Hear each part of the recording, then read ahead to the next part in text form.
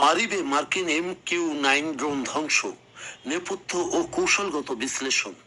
বন্ধুগণ, ইয়েমেনের মারিব প্রদেশে মার্কিন বিমান বাহিনীর 30 মিলিয়ন মার্কিন ডলার মূল্যের MQ-9 রিপার নজরদারি ও হামলাকারী ড্রোন ভূপাতিত করার ঘটনা মধ্যপ্রাচ্যের আঞ্চলিক উত্তেজনায় এক নতুন মাত্রা যোগ করেছে।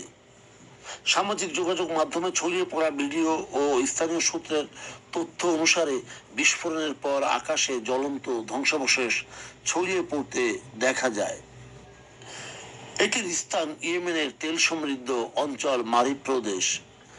অস্ত্র মার্কিন বিমান বাহিনীর অত্যাধুনিক MQ-9 রিপার ড্রোন, আর হামলাকারীরা ইয়েমেনের হুতি বিদ্রোহী গোষ্ঠী।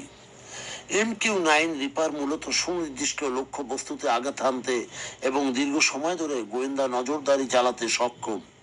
30 মিলিয়ন মার্কিন ডলারের এই উচ্চমানের ড্রোন ভূপাতিত হওয়া নির্দেশ করে যে হুতি বাহিনীর বিমান প্রতিরক্ষা ব্যবস্থার পরিধি ও সক্ষমতা আগের চেয়ে বৃদ্ধি পেয়েছে।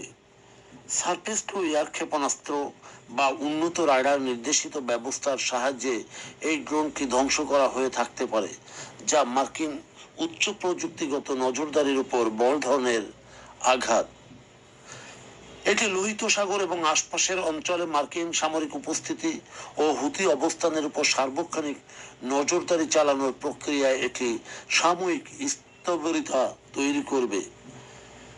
হুতিদের এই সফলতা প্রমাণ করে যে কৌশলগতভাবে তারা আধুনিক আকাশ প্রতিরক্ষা প্রযুক্তিতে প্রবেশাধিকার বাড়াতে সক্ষম হয়েছে, যা ওই অঞ্চলে মার্কিন ও মিত্র বাহিনীর বিমানের নিরাপত্তার জন্য বড় ঝুঁকির কারণ হয়েছে। ড্রোনের ধ্বংসাবশেষ ও ভিডিও প্রকাশ হুতিদের জন্য একটি বড় মনস্তাত্ত্বিক বিজয়।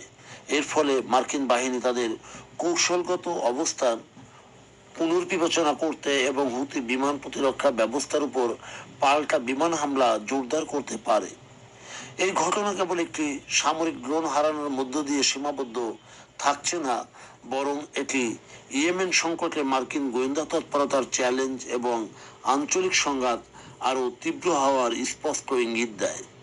এই ঘটনার প্রেক্ষাপটে মধ্যপ্রাচ্যে মার্কিন বাহিনীর পরবর্তী পদক্ষেপ ও কৌশলগত পরিবর্তন সম্পর্কে আপনি যদি জানতে চান, তাহলে আমাদের পেজে লাইক এবং শেয়ার দিয়ে পাশে থাকুন এবং আমাদের সঙ্গে থাকার জন্যে ধন্যবাদ।